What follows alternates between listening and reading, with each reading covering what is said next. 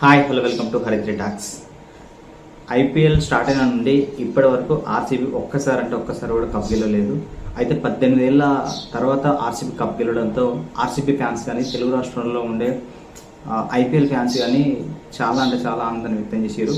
అయితే ఇలాంటి సందర్భంలో ఆర్సీబీకి ఒక చెడు వార్త మాత్రం అయిందని చెప్పచ్చు.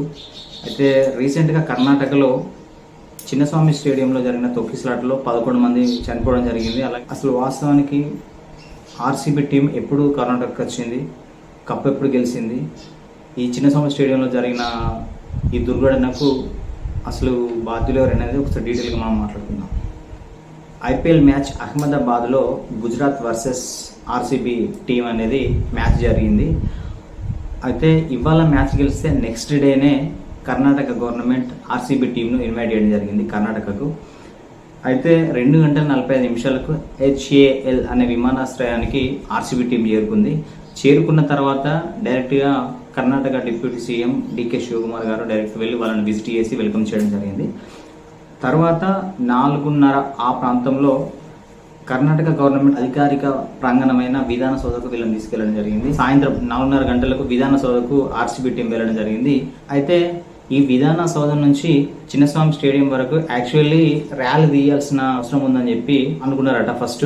బట్ ఆర్సీబీ ఫ్యాన్స్ ఎక్కువ ఉండడం వల్ల మేబీ ఎలాంటి వాతావరణం ఉంటుందో ర్యాలీ చేయడం వల్ల ఏమన్నా ఇన్సిడెంట్ జరిగే అవకాశం ఉంది, సంఘటనలు జరిగే అవకాశం ఉంది కాబట్టి సో ర్యాలీ ఎందుకనే ఉద్దేశం కొద్దీ పోలీసులు అడిగినప్పుడు కూడా కర్ణాటక గవర్నమెంట్ రిజెక్ట్ చేయడం జరిగింది. సో 4:30 గంటలకు విధాన సౌధలో డిప్యూటీ సీఎం శివకుమార్ గారు, సీఎం సిద్ధరామయ్య గారు అండ్ గవర్నర్ తావర్చంద్ గెహ్లోట్ గారు ఆర్సీబీ టీంను సన్మానించడం జరిగింది. అయితే అక్కడి నుండి ర్యాలీలో కాకుండా విధాన సౌధ నుంచి 4:30 టైంలో వీళ్ళు చేరుకున్న తర్వాత ఒక 10-15 నిమిషాల్లో అక్కడ సన్మానం అయిపోయిన తర్వాత విధాన సౌధం నుంచి చిన్నస్వామి స్టేడియం వరకు వెళ్ళడం జరిగింది. అయితే చిన్నస్వామి స్టేడియంలో 6 గంటల 10 నిమిషాలకు ఈ ఆర్సీబీ టీంను సన్మానించడానికి కర్ణాటక క్రికెట్ సమాఖ్య వీళ్ళని ఇన్వైట్ చేయడం జరిగింది చిన్నస్వామి స్టేడియంకు. 6 గంటల 10 నిమిషాలకి యాక్చువల్ ప్రోగ్రామ్ స్టార్ట్ కావాలి. బట్ 5:30-6 గంటల ప్రాంతంలోనే 35,000 కెపాసిటీ ఉన్న చిన్నస్వామి స్టేడియానికి 3 లక్షల మంది పబ్లిక్ రావడం జరిగింది. ఇలా తక్కువ పరిమాణంలో ఉన్న చిన్నస్వామి స్టేడియంకు ఎక్కువ సంఖ్యలో లక్షల్లో రావడం ద్వారా కర్ణాటక గవర్నమెంట్ కానీ ఇటు కర్ణాటక క్రికెట్ సమాఖ్య కానీ అదుపు చేయలేకపోయింది. అదే టైంలో వర్షం కూడా పడడం వల్ల వెనుక గేట్లో ఉన్న గేట్ వద్ద కొంచెం తొక్కిసలాట స్టార్ట్ అవ్వడం జరిగింది. అంతలోపలనే 6 గంటల 10 నిమిషాలకు ఆర్సీబీ టీం చిన్నస్వామి స్టేడియంకు రావడం జరిగింది. ఒక 10 నుంచి 20 నిమిషాల మధ్యలో అక్కడ డిప్యూటీ సీఎం శివకుమార్ గారు, సిద్ధరామయ్య గారు, కర్ణాటక సమాఖ్య వీళ్ళంతా కలిసి ఆర్సీబీ టీంను సన్మానించడం జరిగింది. కార్యక్రమాన్ని ఉద్దేశించి విరాట్ కోహ్లీ గారు మాట్లాడడం జరిగింది. అయితే యాక్చువల్లీ ఇక్కడ ఏం జరిగిందంటే బయట జరిగే ఆ తొక్కిసలాట ఇన్సిడెంట్ కాకుండా కేవలం చిన్నస్వామి స్టేడియంలో జరిగే ఈ సన్మానాన్ని వాళ్ళకి ఇచ్చే గౌరవాన్ని మాత్రమే అక్కడి కర్ణాటక మీడియా చూపించడం జరిగింది. బయట జరిగే తొక్కిసలాటను మాత్రం చూపించలేకపోయింది కర్ణాటక సోషల్ మీడియా. ఈ ఇన్సిడెంట్ ని కంట్రోల్ చేయడానికి పోలీసులు లాఠీ చార్జ్ చేయడం జరిగింది. సో అందువల్ల కొంతవరకు మృతులను వెంటనే హాస్పిటల్ తీసుకోవడానికి అవకాశం కలిగింది. పోలీసులే స్వయంగా వాళ్ళను టేకప్ చేసి ఎవరైతే కింద పడిపోయారో, ఎవరైతే తొక్కిసలాటకు గురయ్యారో వాళ్ళందరినీ పోలీసులే స్వయంగా తీసుకెళ్లి హాస్పిటల్లో చేర్పించడం జరిగింది. ఈ విషయమై మీడియా DK శివకుమార్ గారిని, సిద్ధరామయ్య గారిని అడగడం జరిగింది. వాళ్ళు ఇచ్చిన సమాధానం ఏంటంటే యాక్చువల్లీ 35,000 కెపాసిటీ ఉన్న చిన్నస్వామి స్టేడియానికి 3 లక్షల మంది రావడం జరిగింది. సో అందువల్ల మేము కంట్రోల్ చేయలేకపోయినాం. మా పోలీస్ గవర్నమెంట్ని కూడా ఒక్క మాట అనేది లేదు.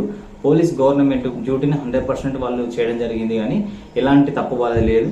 ఖచ్చితంగా కెపాసిటీ తక్కువ ఉన్న స్టేడియానికి ఎక్కువ మంది రావడం వల్లనే దీన్ని అదుపు చేయలేకపోయినా అని చెప్పి ఉప ముఖ్యమంత్రి DK శివకుమార్ గారు చెప్పడం జరిగింది. సో అదేవిధంగా ముఖ్యమంత్రి సిద్ధరామయ్య గారు న్యాయ విచారణకై ఆదేశించడం జరిగింది. ఈ ఘటనకు ఎవరైతే కారకులు ఉన్నారో వాళ్ళని ఖచ్చితంగా శిక్షిస్తామని చెప్పి, ఖచ్చితంగా ఎవరిని వదిలేది లేదని చెప్పి సిద్ధరామయ్య గారు చెప్పడం జరిగింది. దీనికోసం న్యాయ విచారణను ఏర్పాటు చేయడం జరిగింది. అయితే చనిపోయిన వారి వివరాలు ఈ విధంగా ఉన్నాయి, ఒకసారి చూద్దాం. మృతుల్లో ఎక్కువ మంది 20 ఏళ్లలోపు వారే. సుదీర్ఘ నిరీక్షణ తర్వాత కప్ను అందుకున్న అభిమాన క్రీడాకారులను చూడాలన్న ఆశలు ఆవిరయ్యాయి. ఆర్సీబీ విజయోత్సవ కార్యక్రమం కాస్త తొక్కిసలాట కారణంగా చిన్నస్వామి స్టేడియం బాధితుల రోదనలతో నిండిపోయింది. ఈ ఘటనలో 11 మంది మృతి చెందగా వారిలో 9 మంది వయసు 20 ఏళ్ల లోపే. ఆసుపత్రుల్లో చేరిన వారి సంఖ్య అధికారికంగా 35కి పైగా ఉండగా చిన్నపాటి గాయాలతో ఇంటికి చేరిన వారు, ఇతర ఆసుపత్రుల్లో చేరిన వారి సంఖ్య 400కు పైగా ఉంటుందని అంచనా. మొత్తం మృతులు 11 మంది, దానిలో పురుషులు 6, మహిళలు 5 ఉన్నారు. ఎక్కువ శాతం మంది యూత్ వాళ్ళే మృతుల్లో ఎక్కువ మంది ఉన్నారు. జస్ట్ 18-20 సంవత్సరాల లోపు ఈ ఏజ్ వాళ్ళే ఎక్కువ మంది ఉన్నారు. అయితే ఈ విషయంలో కర్ణాటక గవర్నమెంట్ కానీ, అటు దేశ ప్రధాని కానీ, రాష్ట్రపతి కానీ దిగ్భ్రాంతి. గతంలో మన తెలుగు రాష్ట్రంలో ఒక స్టార్ హీరో ఒక థియేటర్కి వెళ్ళినందుకు అక్కడ తొక్కిసలాట జరిగింది. ఒక లేడీ కూడా చనిపోవడం జరిగింది. దానికి కారణంగా ఆ స్టార్ హీరోని అరెస్ట్ చేయడం జరిగింది. సో ఇలాంటి పెద్ద సంఘటనలో మరి ఎలాంటి నిర్ణయం తీసుకుంటారు, ఏం చేస్తారు అనేది ఇన్వెస్టిగేషన్ అయితే జరుగుతుంది. న్యాయ విచారణకు కర్ణాటక గవర్నమెంట్ ఆదేశించడం జరిగింది. సో దాని రిజల్ట్ వచ్చిన తర్వాత మరి ఎలాంటి నిర్ణయం తీసుకుంటారు, ఎవరిని ఈ కారకులుగా చూపెడతారనేది మాత్రం వేచి చూడాలి. సో ఏదేమైనా కూడా ఇలాంటి పెద్ద పెద్ద కార్యక్రమాలకు మనం వెళ్ళినప్పుడు యాజ్ ఎ ఫ్యాన్ గా ఖచ్చితంగా మన జాగ్రత్తలు మనం ఖచ్చితంగా చూసుకోవాల్సిందే. ఈ సంఘటనపై విపక్షాలు ఏమంటున్నాయంటే, విధాన సౌధం నుంచి చిన్నస్వామి స్టేడియం వరకు ర్యాలీని కనుక అనుమతించినట్లయితే చాలా మంది ఈ ఆర్సీబీ టీం ను చూసిన తర్వాత చాలా మంది వెళ్ళిపోరు కావచ్చు ఇంటికి.